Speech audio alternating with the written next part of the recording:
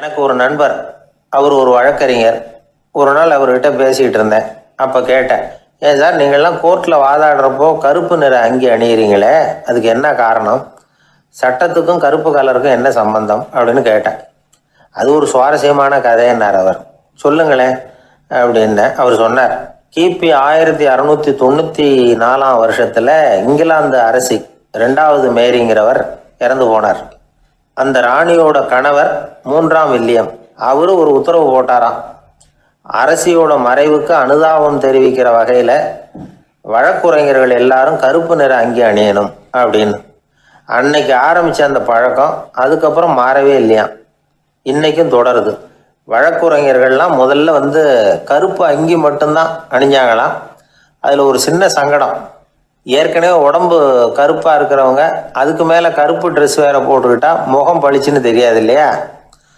அதனால் முகம் பளிச்சுன்னு தெரியறதுக்காக அவங்கெல்லாம் வெள்ளை நிற பட்டியை அணிய ஆரம்பித்தாங்களாம். இப்படி தான் இங்கிலாந்தில் அந்த பழக்கம் ஆரம்பமாயிருக்குது. அந்த சமயத்தில் இந்தியாவை ஆண்டது பிரிட்டிஷ்காரங்க தானே, அதனால் இங்கேயும் அந்த பழக்கம் அப்படி நடைமுறைக்கு வந்துட்டுது. அதே மாதிரி சர்ச்சிலின் மூதாதையரான மார்ல்பரோ பிரபுவின் ஞாபகார்த்தமாக நீதிபதிகள் இந்த வெள்ளை குள்ளாய் அணிகிற முறை பழக்கத்துக்கு வந்துதான். இதுதான் என்னுடைய நண்பர் சொன்ன தகவல். இங்கிலாந்தில் நீதிமன்றம்ங்கிறது ரொம்ப மதிப்புள்ளது. அந்த அளவுக்கு சட்டத்துக்கு அங்கே மரியாதை.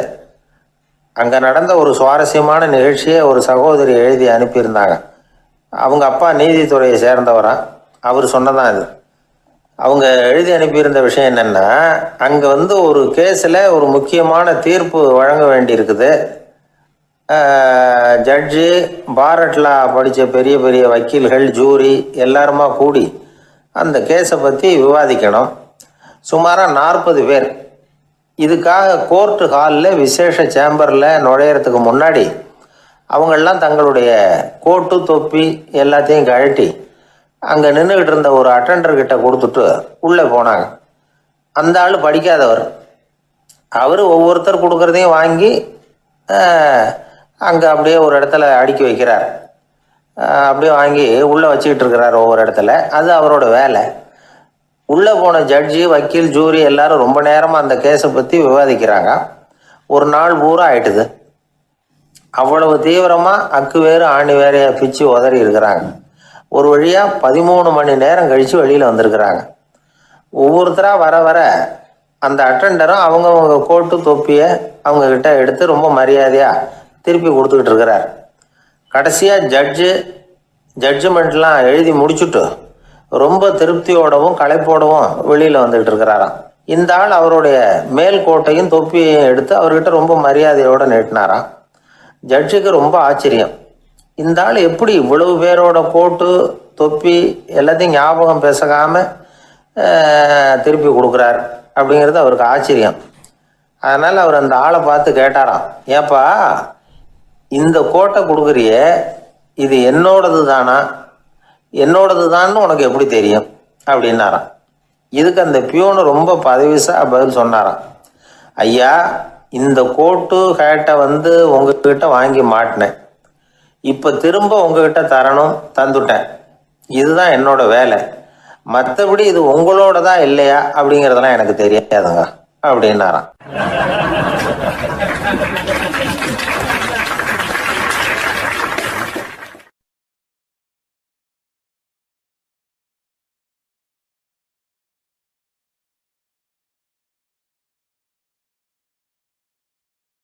உழைப்பும் நேர்மையும் உயர்வதற்கு வழிகள். அதை விட்டுட்டு உட்கார்ந்த இடத்துல இருந்துகிட்டே உயர போகணும் அப்படின்னு கற்பனை பண்றாங்க. அந்த கற்பனையிலேயே பாதி வாழ்க்கை ஓடி போடுது. உழைப்புங்கிற வழியையும் நேர்மைங்கிற வழியையும் ஒதுக்கி விட்டு குறுக்கு வழியில ஓட நினைக்கிறவங்க குப்புற விழுந்துடுறாங்க. எந்த தொழிலை நாம செய்தாலும் சரி, அந்த தொழிலுக்குரிய பெருமையை நாம புரிஞ்சுக்கிட்டு அதுல ஈடுபடணும். அப்படி இல்லாம என்ன சார் பொழப்புது, இந்த தொழிலை மனுஷன் செய்வானா அப்படி புலம்பிக்கிட்டே இந்த தொழிலையே செஞ்சுக்கிட்டு இருக்கிறவங்க நம்மள பல பேர் உண்டு. செய்யும் தொழிலே தெய்வம் அப்படின்னு சொல்றாங்கல்ல, அப்படி சொல்றது எதுக்காக?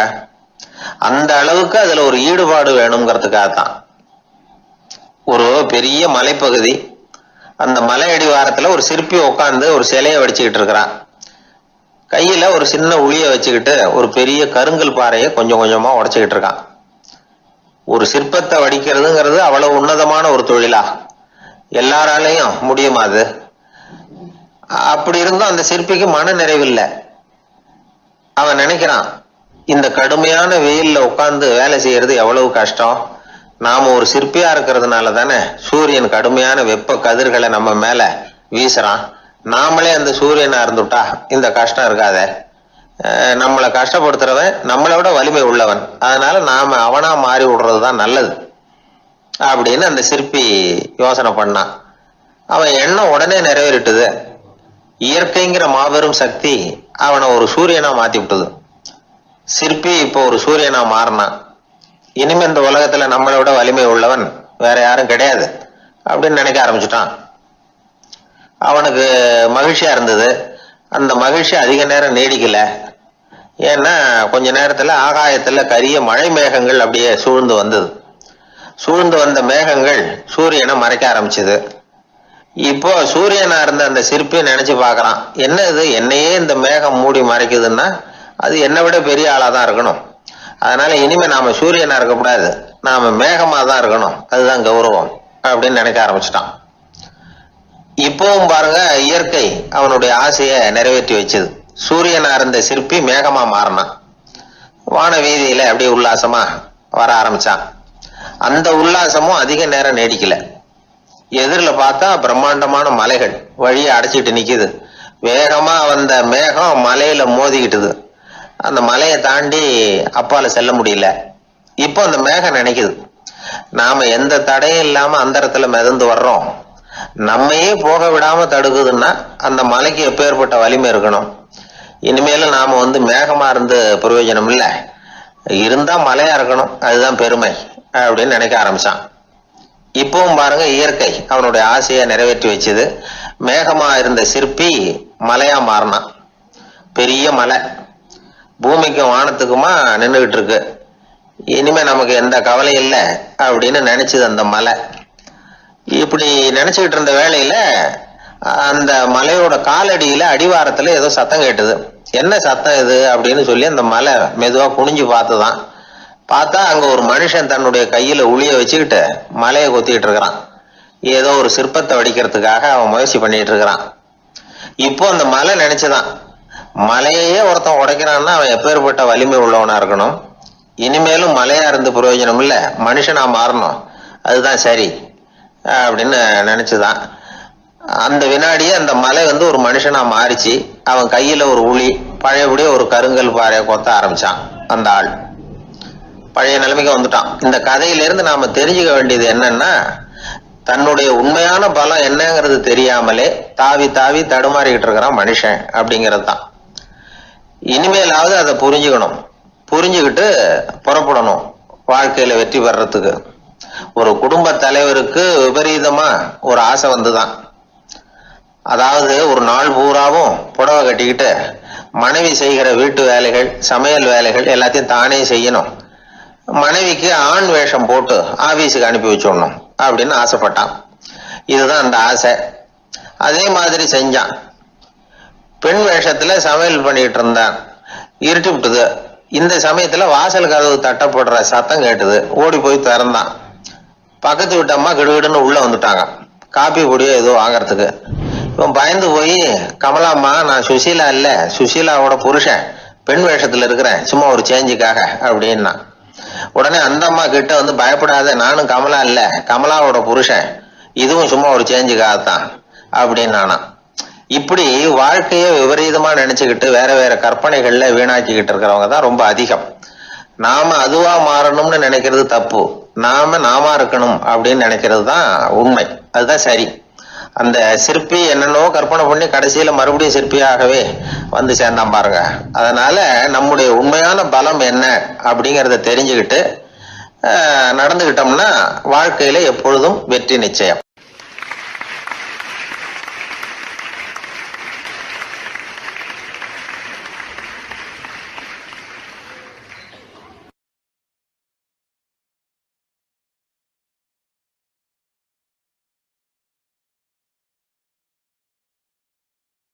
ஒரு நண்பர்கிட்ட பேசிக்கிட்டு இருந்தேன். அவருடைய உறவினர் ஒருத்தர் ஒரு நேர்முக தேர்வுக்கு போயிருந்தாராம், இன்டர்வியூக்கு. ரொம்பவும் பொறுப்பாகவும் கவனமாகவும் செயல்பட வேண்டிய பதவிக்கான நேர்காணல் அது.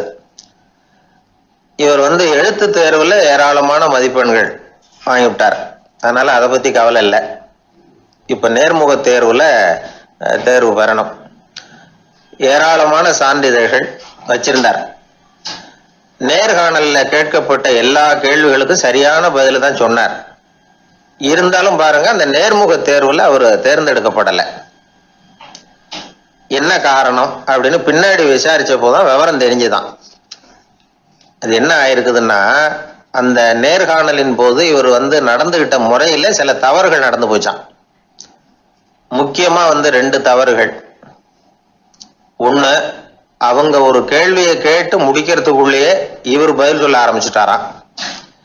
ரெண்டாவது என்னன்னா, இவர் நாற்காலியில தாராளமா இயல்பா சாஞ்சி உட்காராம நாற்காலி முனையில உட்கார்ந்துருந்தாராம். இந்த 2 விதமான செயல்பாடுகளும் இவர் அவசரப்படுறவர், பதற்றப்படுறவர் அப்படிங்கிறதுக்கான அடையாளங்கள். அதாவது கேள்வியை கேட்டு முடிக்கிறதுக்குள்ளேயே முந்திக்கிட்டு பதில் சொல்றது. ரெண்டாவது, நாற்காலியில இயல்பா தாராளமா உட்காராம நாற்காலி முனையில உட்கார்றது. பார்க்க போற வேலைக்கு அவசரம், பதற்றம் இது 2 இருக்கக்கூடாதான். அதனால மார்க் இருந்தும் சர்டிபிகேட் இருந்தும் அந்த வேலை வாய்ப்பு அவருக்கு கிடைக்கல. வேலை கொடுக்கறவங்க நம்ம கிட்ட இருந்து என்னதான் எதிர்பார்க்கறாங்க, இதை தெரிஞ்சு வச்சுக்கிறது நல்லது. முதல்ல மற்றவர்களுடன் தொடர்பு கொள்ளும் திறமை, அதாவது எபிலிட்டி டு கம்யூனிகேட். நீங்க நினைக்கிறத அழகா தொகுத்து வகைப்படுத்தி சொல்ல தெரியுதான்னு பார்ப்பாங்க.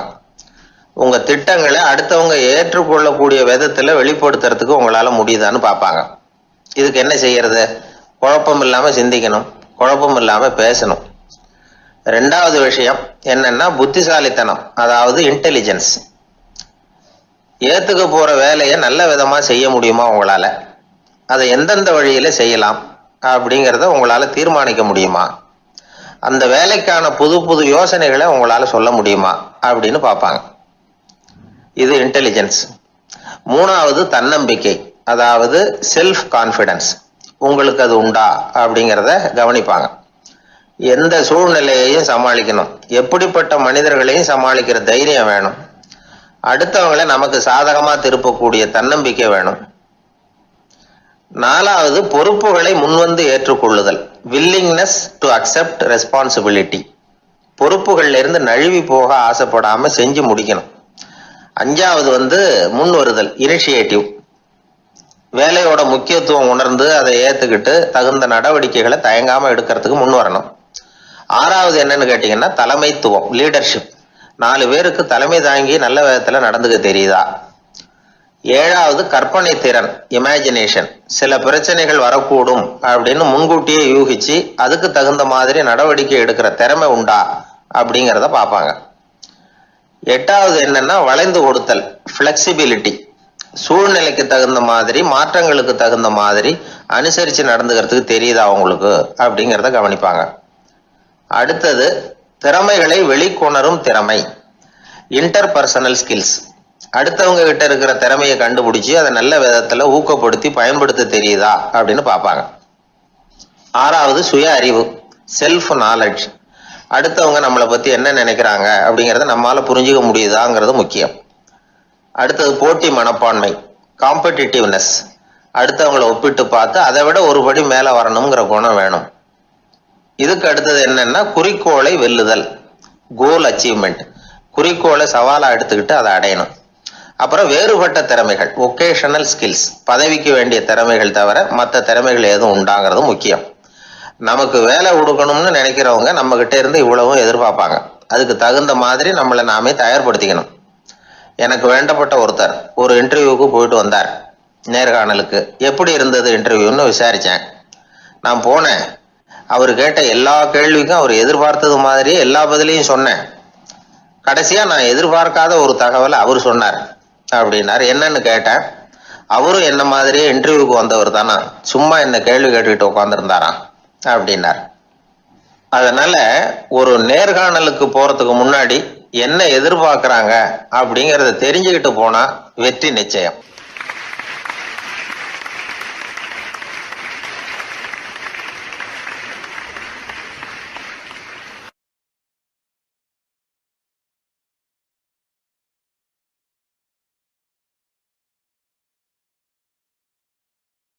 அன்பா இருக்கணும்னு அநேக பெரியவங்க சொல்லியிருக்கிறாங்க. நாமளும் அதை கேட்டுட்டு அன்பு காட்டுறதுக்கு தயாரா தான் இருக்கிறோம். அதை வாங்குறதுக்கு தான் ஆளை காணும். இருந்தாலும் அன்புல எத்தனையோ வகை உண்டு. அதை சரியா புரிஞ்சுக்கிட்டு அதுக்கப்புறம் அன்பு காட்ட ஆரம்பிக்கணும்.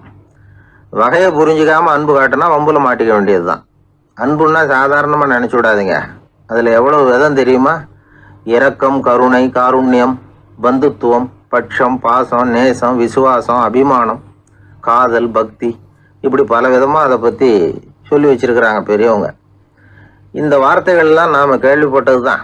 இருந்தாலும் அதுகளுக்குள்ள என்ன வித்தியாசம்னு கேட்டா சரியா சொல்ல தெரியாது. அதனால இந்த வார்த்தைகளுக்கெல்லாம் பெரியவங்க என்ன விளக்கம் சொல்றாங்கன்னு இப்போ பார்க்கலாம். எளியவர்கள் மேல செலுத்துற அன்பு இருக்கு பாருங்க, அதுக்கு இரக்கம்னு பேரு. அறிவு பலம், சரீர பலம், இது ரெண்டும் இல்லாதவங்க மேல, அதாவது வலிமையற்றவர்கள் மேல செலுத்துற அன்பு இருக்கு பாருங்க, அதுதான் கருணை. எறும்புல இருந்து யானை வரைக்கும் சகல ஜீவராசிகள் மேலேயும் காட்டுற அன்புக்கு காருண்யம்னு பேரு, ஜீவகாருண்யம்.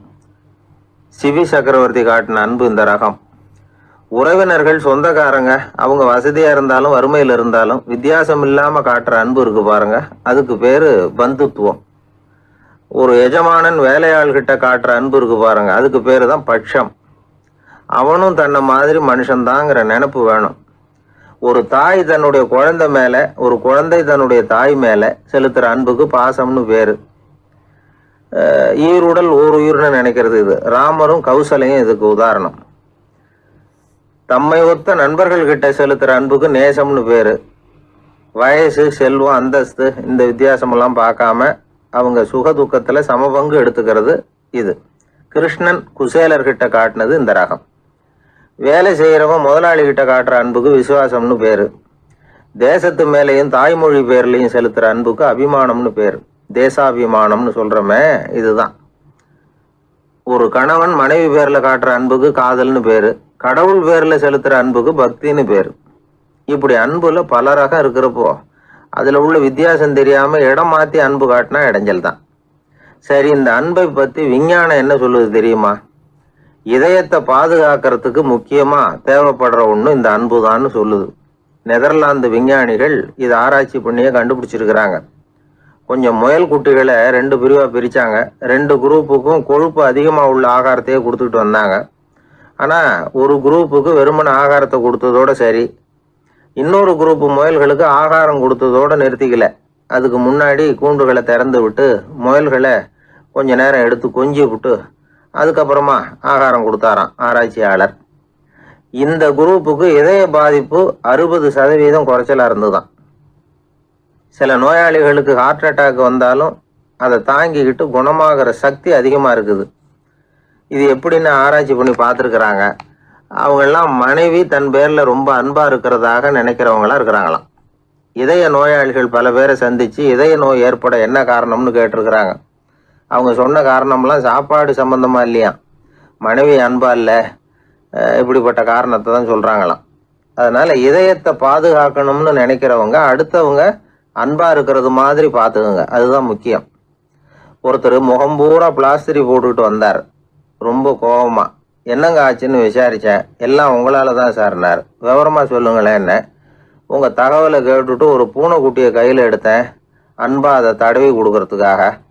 ஆனா அது முந்திக்கிட்டது, அது என் முகத்தை தடவி கொடுத்துட்டுது, முகம் பூரா நகை கீறல், அதுதான் இப்படி அப்படின்னார். அன்புல அறிவு சேராததுனால வந்த கோளாறு இது.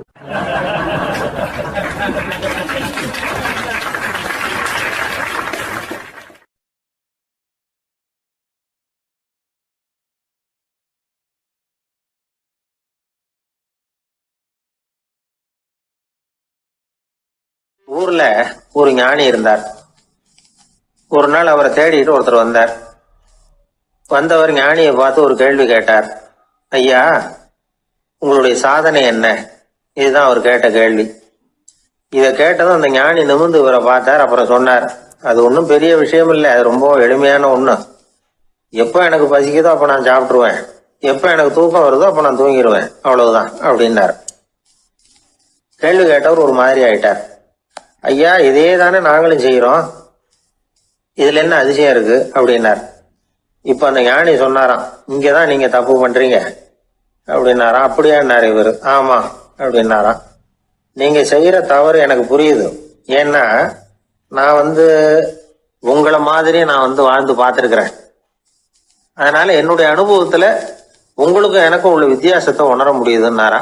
என்ன சொல்றீங்க, எனக்கு ஒன்னும் புரியலையேன்னாரா இவரு. இத பாருங்க, சாப்பிடுறதுங்கிறது நாம ரெண்டு பேருக்கும் பொதுவான ஒரு காரியம்தான். ஆனா நீங்க சாப்பிடுறதுக்கும் நான் சாப்பிடுறதுக்கும் வித்தியாசம் இருக்கு அப்படின்னாராம். என்ன வித்தியாசம்னு கேட்டிருக்கார். நீங்க பசி இல்லாத பொழுது சாப்பிடுறீங்க, இப்போ சாப்பிடுற நேரம் வந்துட்டுது அப்படிங்கிறதுக்காக சாப்பிடுறீங்க. சாப்பாடு ருசியா இருக்கு அப்படிங்கிறதுக்காக சாப்பிடுறீங்க. எது தேவைங்கிறது தெரியாம சாப்பிடுறீங்க. அது மாதிரி தூக்கமும் உங்களுக்கு ஒரு பழக்கமா போட்டுது. இப்போ இது தேவையா இல்லையா அப்படிங்கிறத பத்தி நீங்க யோசிச்சு பாக்குறது இல்ல. சாப்பிடும்பொழுது 1000 வேலைகளை மனசுல நினைச்சுக்கிட்டு இருப்பீங்க, அதனால அது சாப்பிடுதலா இருக்காது. அதே மாதிரி நீங்க தூங்கும் பொழுதும் அது தூங்குதலா இருக்காது. ஏகப்பட்ட கனவுகள் வரும், உங்க மனசு மேலும் மேலும் கனவுகளை உருவாக்கி கொண்டே இருக்கும். அதனால எனக்குள்ள நடக்கிறது வேற மாதிரி, நீங்க நினைக்கிற மாதிரி இல்ல. எனக்குள்ள நடக்கிறது எப்படின்னா, நீங்க செய்யறது மாதிரி இல்ல. தூக்க உணர்வு வந்த உடனே தூங்குதல் மட்டுமே நடைபெறும். அதுதான் என்கிட்ட நடக்கிறது அப்படின்னாரா அந்த ஞானி. இப்ப வித்தியாசம் புரியுதா? அந்த ஞானி சாப்பிடுறத அனுபவிக்கிறார், அது எக்ஸ்பீரியன்ஸ். நாம அப்படி இல்லை, மனம் போன போகல சாப்பிடுறோம். இது இன்டெலிஜிங். இது ரெண்டுலயும் செயல்ல வேறுபாடு இல்லை, விழிப்புணர்வுல தான் வேறுபாடு இருக்கு. அவர் சாப்பிடும் பொழுது ஒரு சாட்சி மனோபாவத்தோட சாப்பிடுறார். எவ்வளவு தேவையோ அவ்வளவுதான் சாப்பிடுறார். ஏன்னா அவருடைய விழிப்புணர்வு முழுமையா செயல்படுது. அதனால அவர் சாப்பிடும் பொழுது நம்மை விட மகிழ்ச்சியா இருக்கிறார். நாம அப்படி இல்லை, வயிற்றை நிரப்புறதுக்காக சாப்பிடுறோம். இன்னும் சொல்ல போனா சாப்பிடும் பொழுது நாம அங்கேயும் இருக்கிறது இல்லை, எங்கேயோ போயிடுறோம். உடம்பு மட்டும்தான் அங்க இருக்கும். ஆனா ஞானி அப்படி இல்லை, அவர் சாப்பிடும் பொழுது சாப்பிடுதல் மட்டுமே இருக்கும். எந்த ஒரு செயலையும் விழிப்புணர்வோட செய்யலாம், மனம் போன போக்கிலையும் செய்யலாம். விழிப்புடன் செய்யறப்போ செய்யும் செயல் நம்ம அனுபவம் ஆகிறது, அவ்வளவுதான். இதெல்லாம் பெரிய தத்துவம் மாதிரி தெரியும். இருந்தாலும் நாம புரிஞ்சுக்க வேண்டியது என்னன்னா, எந்த காரியத்தை செஞ்சாலும் அதுல முழு ஈடுபாடு வேணுங்கிறது முக்கியம். அந்த அளவுக்கு முதல்ல நம்மளை மாத்திட்டா போதும். ஆனா நம்ம ஆளுங்க அந்த அளவுக்கு இருக்கிறது இல்ல, எல்லாமே அரைக்குறை தான். கேட்டா ஞாபகம் மருதி. ஒருத்தன் என்ன பண்ணானா, விமான டிக்கெட் வாங்கிக்கிட்டு ரயில்வே ஸ்டேஷனுக்கு வந்துட்டான். அப்புறம் தான் புரிஞ்சுது தவறுதெல்லாம் இங்க வந்துட்டோங்கிறது. உடனே அவசரமா விமான நிலையத்தை நோக்கி ஓடி இருக்கிறான். அங்க போய் கவுண்டர்ல கேட்டிருக்கான், மேடம் நான் தவறுதலா ரயில்வே ஸ்டேஷனுக்கு போயிட்டேன், இப்ப விமானத்தையும் தவற விட்டுட்டேன், அடுத்த பிளைட்ல எனக்கு இதை மாத்தி தர முடியுமான்னு கேட்டிருக்கான். முடியாதுன்னாங்களாம் அந்த அம்மா. ஏன்னு கேட்டானா, ஏன்னா